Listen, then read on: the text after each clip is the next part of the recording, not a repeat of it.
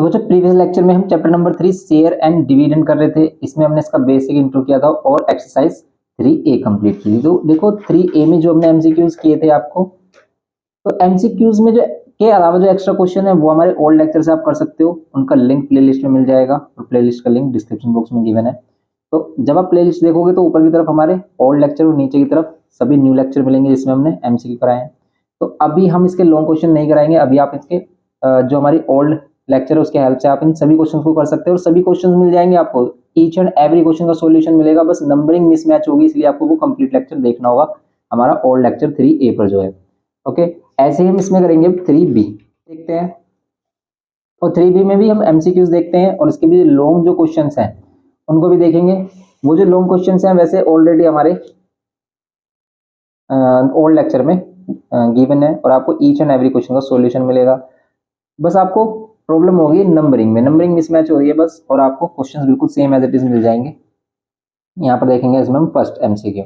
3B में जो first MCQ है, देखो ये पूरा कंप्लीट चैप्टर सिर्फ 3 फॉर्मूला की हेल्प से आप कर सकते हो, जो हमने कल 3 फॉर्मूलाज आपको बताए थे। देखो एक तो फॉर्मूला ये याद रखो आप, क्या डिविडेंड कैसे निकालते हैं हम। डिविडेंड बोलो आप इसको या फिर इनकम बोलो, ठीक है, डिविडेंड या फिर इनकम या फिर प्रॉफिट, ठीक है, ये सभी इसी के ही नाम है। इसको हम कैसे करते हैं कि नंबर ऑफ शेयर्स इनटू में डिविडेंड परसेंट इनटू में क्या नॉमिनल वैल्यू, ये है फॉर्मूला। एक फॉर्मूला की भी आप नंबर ऑफ शेयर्स कैसे फाइंड करते हो, अगर आपको इन्वेस्टमेंट गिवन है तो नंबर ऑफ शेयर्स फाइंड करने के लिए इन्वेस्टमेंट गिवन है अगर, तो आप क्या करोगे कि इन्वेस्टमेंट जो भी आपने टोटल इन्वेस्टमेंट की है अपोन में क्या कर देते हैं market value of each share, तो market value of each share कर देते हैं, इससे हम नंबर ऑफ शेयर्स फाइंड कर सकते हैं।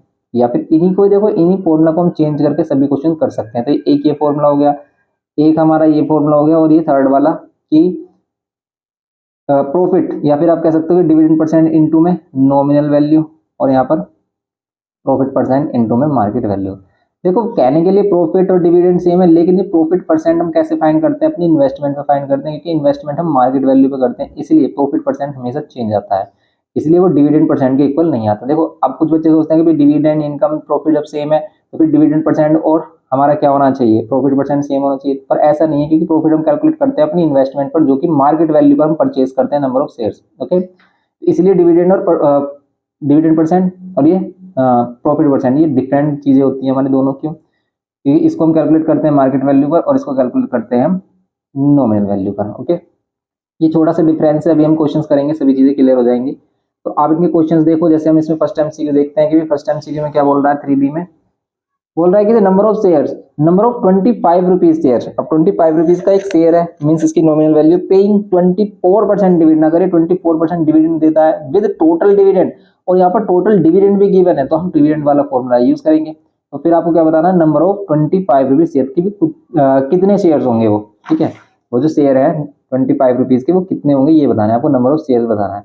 अब देखो नंबर ऑफ शेयर के लिए हमने ये फॉर्मूला बताया, लेकिन नंबर ऑफ शेयर आप यहाँ से भी तो फाइंड कर सकते हो, अगर आपके पास dividend dividend percent, rate of dividend कह सकते हो आप इसे, और नॉमिनल वैल्यू है, तो फिर हम यहाँ से भी तो हम फाइंड कर सकते हैं नंबर ऑफ शेयर, तो फिर यहाँ से भी हम फाइंड कर सकते हैं। कैसे, देखो आप, जैसे इसमें फर्स्ट वाले में गिवन किया था कि इसमें नॉमिनल वैल्यू गिवन की थी शेयर की कितनी 25 रुपीज, इसमें हमें गिवन क्या है डिविडेंड, रेट ऑफ डिविडेंड हमारा गिवन क्या है 25%, एंड इसमें गिवन क्या है हमें डिविडेंड या फिर इनकम, तो डिविडेंड हमें कितना गिवन किया है, इसने डिविडेंड किया है 1350 रुपीज। ओके, अब आपको बताना है नंबर ऑफ शेयर्स, तो भी डिविडेंड वाला फॉर्मूला लगाओगे, डिविडेंड इज इक्वल्स टू क्या होगा, डिविडेंड इज इक्वल्स टू होगा number of shares rate of dividend into में क्या नॉमिनल वैल्यू।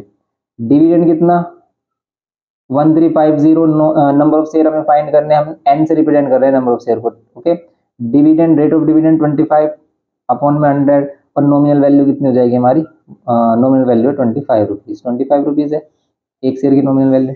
अब आपको नंबर ऑफ शेयर फाइंड करने, तो बस आप इसको सिंप्लीफाई कर लो, जैसे 25 4 जा 100 होते हैं, 4 6 जा 24 होते हैं, 6 से इसको अगर हम डिवाइड करें 1350 को अगर हम 6 से डिवाइड करें तो नंबर ऑफ शेयर्स कितने आ रहे हैं 6 2 12, फिर यहाँ पर 1 कैरी, फिर 6 2 12, 6 2 12, फिर कितना आ रहा है हमारा 3 आ रहा है। तो अगर हमारा 3 आ गया यहाँ पर, तो फिर वैल्यू कितनी बच रही है भैया, फिर तो 30 बच रहा है, 6 5 30, तो सिंपल कितना हो जाएगा 2 2 5, तो नंबर ऑफ शेयर कितने आ रहे हैं 2 2 5। तो इसके अकॉर्डिंग यहाँ पर ऑप्शन हमारा क्या करेक्ट है, थर्ड, तो थर्ड का करेक्ट ऑप्शन है हमारा फर्स्ट में, तो फर्स्ट का थर्ड आंसर होगा 2 2 5 नंबर ऑफ शेयर इसमें होंगे। ओके, तो बस ये छोटी छोटी बातें हैं जो आपको अच्छे से समझनी है। अब आप क्वेश्चन को जब करोगे तब आपको ये चीज़ें क्लियर हो जाएंगी। देखो जब हम फॉर्मूला करते हैं, कॉन्सेप्ट कर रहे होते हैं, वहाँ पर हमें सभी चीज़ें कंप्लीटली समझ में नहीं आती हैं, हम पूरा सभी चीज़ें क्लियर नहीं कर पाते हैं, तो इसलिए हमें क्वेश्चंस कराए जाते हैं। तो जब आप क्वेश्चन करते हो ना, तो जो भी रह गई ये चीज़ें, जो भी हमें समझ में नहीं आती, कॉन्सेप्ट हमारा रह जाता है, हमें लगता है कि भी कैसा होगा, तो वो क्वेश्चंस में आपको कहीं ना कहीं डाउट बनकर आ जाता है और वहाँ पर आपको उसका सोल्यूशन मिल जाता है। तो इसलिए सभी क्वेश्चन करें इसको, इसका अगर आप इसके सभी क्वेश्चन कर लेते हैं तो आपका जो भी डाउट है ना इस चैप्टर से रिलेटेड वो सभी क्लियर हो जाएगा, क्योंकि क्वेश्चंस में ही वो कंडीशन आ जाती है जो आप सोच रहे होते हो। जैसे कह रहा है कि 600 रुपीज शेयर्स, तो रुपीज लगा देते, 600 रुपीज का शेयर है of a company are available at a discount of 20%, जिसको जो किस पे चल रहा है, 20% डिस्काउंट पर चल रहा है। इफ द कंपनी पे dividend 20% the rate of return, देखो अब यहाँ पर देखो क्या है, ये डिविडेंड परसेंट है, लेकिन ये रेट ऑफ रिटर्न और डिविडेंड परसेंट अलग अलग होगा। क्यों? क्योंकि इसको मार्केट वैल्यू पे कैलकुलेट करते हैं, तो इसमें लगाएंगे थर्ड वाला रिलेशन, ये dividend percent into nominal value और प्रॉफिट परसेंट या फिर return percent into market value. कैसे करेंगे इसको देखो, कह रहा है कि भाई 600 रुपीज का शेयर है, मीन्स इसकी नॉमिनल वैल्यू, मिल कितने पर आया, 20% डिस्काउंट पर, तो 20% कम कर दो इसका। या तो भाई इसका 20% कम करने के लिए हम क्या कर सकते हैं, पहले इसका 20% फाइंड करो कि भाई 600 का 20% फाइंड करो, कितना आ रहा है, 600 का 20% ये आ रहा है हमारा 120 रुपीज। या तो आप 120 को इसमें से माइनस कर दो, तब आ जाएगा हमारा 480। या फिर हम इसे डायरेक्ट भी कर सकते थे, कैसे कर सकते हैं डायरेक्ट, कि भाई आप क्या कर लो कि भाई 600 का ही 80% कर लो, क्योंकि एक्चुअल में कोई भी वैल्यू हम 100% लेते हैं। अगर हमें इसे 20% कम करना है तो भाई आप 100 का 20% कम करोगे तो 80% होगा। कैलकुलेट कर लो, 80% वैल्यू यही आ रही है हमारी, देखो 480, तो 480 क्या होगी, इसकी नॉमिनल वैल्यू है, ये इसकी हो गई मार्केट वैल्यू। समझ गए? अब हमें क्या करना है, रिटर्न परसेंट फाइंड करना है, तो भाई रिलेशन लगाएंगे कि डिविडेंड परसेंट इंटू में नॉमिनल वैल्यू और प्रॉफिट परसेंट या फिर रिटर्न परसेंट इंटू में मार्केट वैल्यू। आप ये वाली वैल्यू इधर इसको इधर भी ले सकते हो, कोई प्रॉब्लम नहीं है। Dividend percent, rate of dividend है हमारे पास 20%, आप परसेंट डिवाइड बाय 100 करते हो, कोई प्रॉब्लम नहीं होगी, क्यों? क्योंकि इधर भी वही होगा सेम और ये कैंसिल हो जाएगा। तो यहाँ पर नॉमिनल वैल्यू कितनी, नॉमिनल वैल्यू हमारे पास 600 और यहाँ पर भी प्रॉफिट और रिटर्न परसेंट जो भी हमें फाइंड करना है, इनटू में क्या कर देंगे, मार्केट वैल्यू 480। समझ रहे हो आप? अब अगर आपको इसको सोल्व करना है तो भी कितनी वैल्यू होगी हमारी, इसको सोल्व कर लो आप, वैल्यू आ जाएगी हमारी। अब यहाँ से अगर देखो, अगर यहाँ से परसेंटेज आओगे तो यहाँ भी 100 लगाओ, या तो आप यहाँ पर भी 100 लगाओ, ठीक है, यहाँ पर 100 लगाओगे तो ये कैंसिल हो जाएगा, या फिर दोनों में 100 लगाओ, मतलब आपको प्रॉफिट परसेंट मिल जाएगा यहाँ पर। कैसे कि 20 इंटू में 600 और डिवाइड में 480 इधर आ जाएगा। समझ रहे हो आप इस बात को, कि भी या तो आप दोनों में 100 लो या फिर कहीं भी 100, मतलब सिंपल आपको प्रॉफिट परसेंट आ जाएगा। फिर कितना हो जाएगा यहाँ पर, जीरो से जीरो कैंसिल, 6 से कैंसिल करो, देखो 6 से कैंसिल करेंगे 10 और 6 से कितना हो जाएगा, 6 8 जा 40, 2 से कैंसिल कर लो, 2 से कैंसिल करोगे 2, 10 जा और 2 से करोगे 4। अब ऊपर आ रहा है 100, नीचे आ रहा है 4, तो वही प्रॉफिट परसेंट कितना हो जाएगा, 25%। समझ रहे हो आप? प्रॉफिट परसेंट कितना हो गया, रिटर्न परसेंट भी कह सकते हो आप 25%। तो इस बात का ध्यान रखना, कभी भी अगर किसी की नॉमिनल वैल्यू क्या है हमारी, कम है और मार्केट नॉमिनल वैल्यू ज़्यादा है, मार्केट वैल्यू कम है, मतलब वो डिस्काउंट पर मिल रहा है। समझ रहे हो आप? कि अगर मार्केट वैल्यू कम है वो डिस्काउंट पर मिल रहा है, तो आपको हमेशा रिटर्न परसेंट या प्रॉफिट परसेंट डिविडेंड से ज़्यादा ही मिलेगा। समझ रहे हो आप इस बात को, कि ये 20% आ रहा था तो ये कितना आ रहा है, 25%, क्योंकि हम कम में खरीद रहे हैं और हमें रिटर्न उतना ही मिल रहा है। आप कह सकते हो कि डिविडेंड हमें इतनी मिल रहा है। ओके, तो ये हो गया हमारा प्रॉफिट परसेंट 25%, ये है इसमें सिंपल। तो ये बी पार्ट हो गया इसका। और इसका ऑप्शन क्या होगा हमारा, तो इसमें बी पार्ट में ऑप्शन है हमारे पास सेकंड, तो बी का क्या होगा हमारा, सेकंड ऑप्शन करेक्ट है। ये हो गया हमारा सिंपल। अब हम इसमें देखते हैं भाई सी पार्ट। सी पार्ट में राजेश इन्वेस्टेड 75,000, अब ये इन्वेस्टमेंट है इसकी, in a company paying 10% dividend, जो कि 10% डिविडेंड देती है। If 10 rupees shares of this company are available at 15 rupees, की 10 रुपए का शेयर है, कितने का मिल रहा है, 15 रुपए का मिल रहा है, मीन्स ये इसकी नॉमिनल वैल्यू और ये इसकी market value. The return on these shares, सिर्फ रिटर्न बोला है, रेट ऑफ रिटर्न नहीं बोला, ध्यान से देखना। तो रिटर्न या फिर रेट, अगर रेट ऑफ रिटर्न बोलता तो हम ये वाला रिलेशन लेते हैं, लेकिन सिर्फ रिटर्न बोल रहा है ना, तो आप इससे भी फाइंड कर सकते हो, इसी से इनकम प्रॉफिट रिटर्न यहाँ से भी हमारा हो जाता है। लेकिन अगर हम इसको देखें कि भाई यहाँ से अगर हमारा हो जाता है तो भाई हमें क्या क्या चाहिए,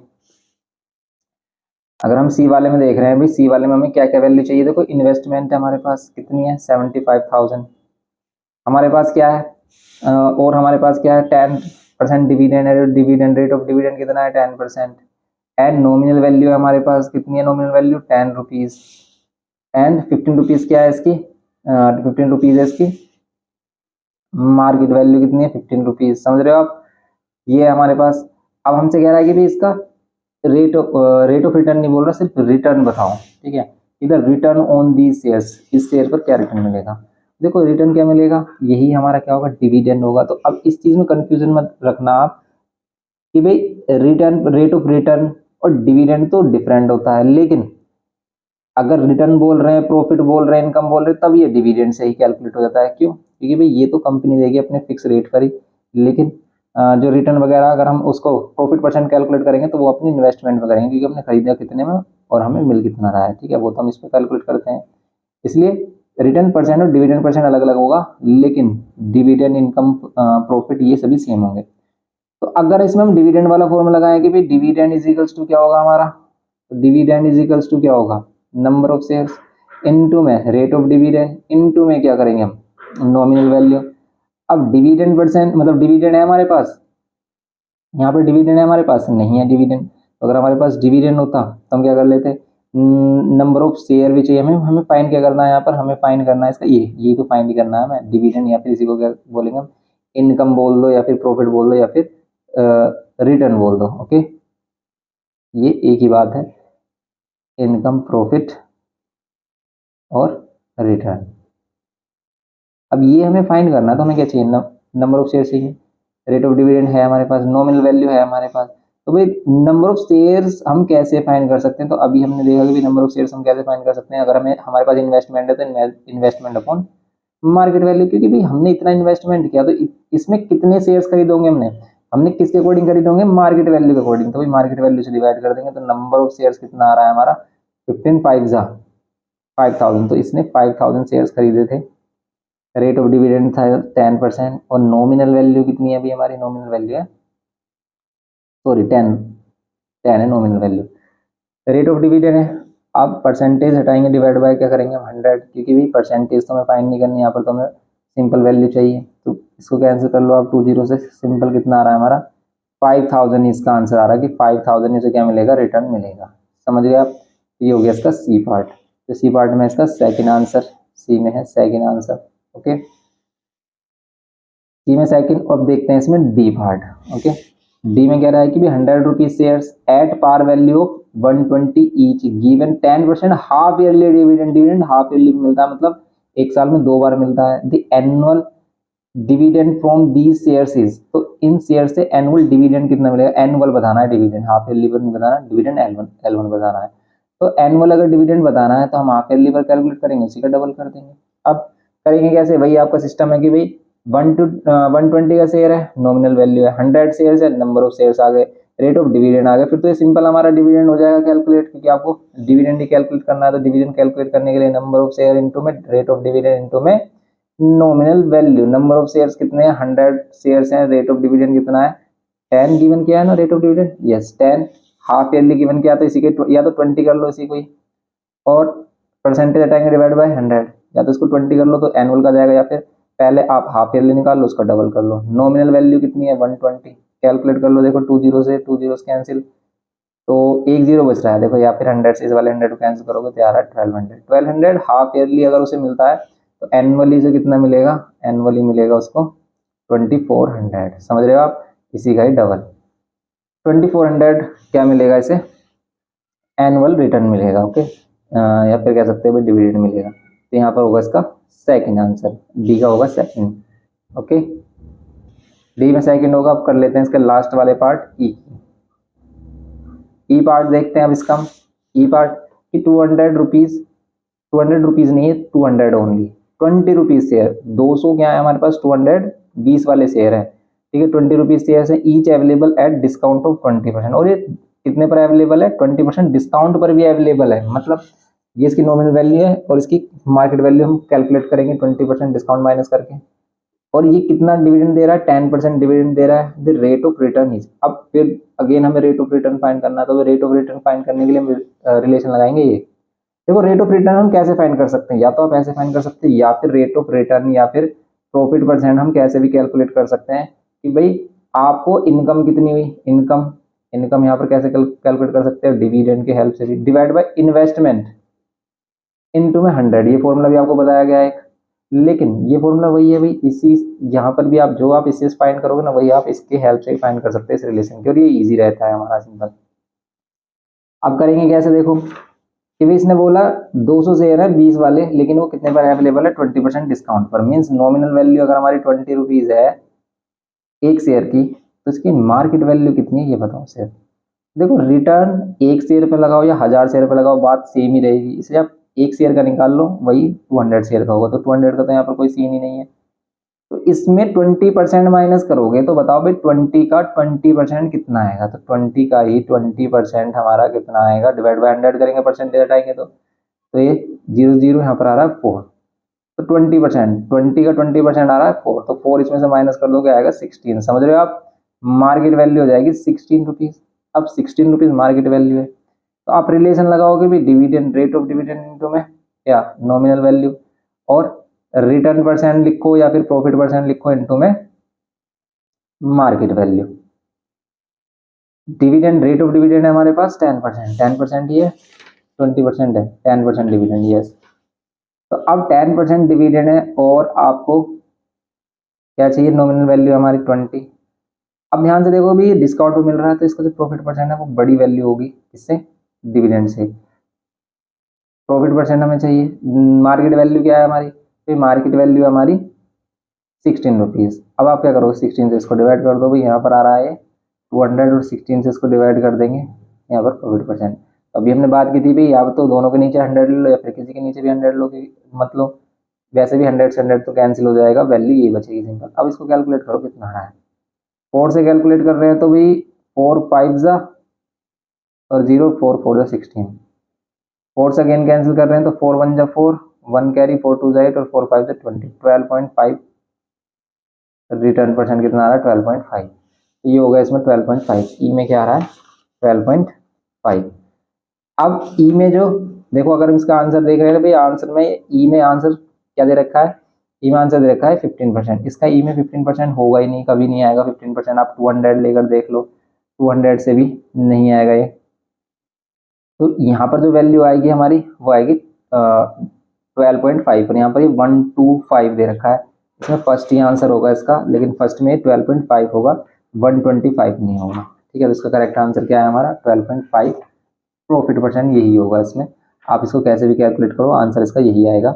इसलिए कंफ्यूजन ना हो इस क्वेश्चन में, कंफ्यूज ना हो, बहुत बच्चे कंफ्यूज हो रहे हैं, और डाउट में भी बच्चों ने ये क्वेश्चन पुटअप किया था कि भाई ये यहाँ पर ऐसा कैसे आ रहा है, तो ये इसका करेक्ट आंसर क्या होगा 12.5% होगा। तो बस आप इसको अच्छे से करिए, और फिर करते हैं इसमें नेक्स्ट पार्ट इसका। तो ये हमारा 3B हो गया, और 3B होने के बाद अगर आपको ये लॉन्ग क्वेश्चंस करने हैं, तो ये लॉन्ग क्वेश्चन हमारे ओल्ड लेक्चर में ऑलरेडी है, आपको हर एक क्वेश्चन मिलेगा, बस नंबरिंग मिसमैच हो सकती है, इसलिए आप उस क्वेश्चन उस वीडियो को देखें, और सभी क्वेश्चन आपको आपकी बुक के अकॉर्डिंग मिल जाएंगे। तो मिलते हैं नेक्स्ट लेक्चर में। वीडियो इन्फॉर्मेटिव लगे तो प्लीज़ लाइक शेयर और सब्सक्राइब करना।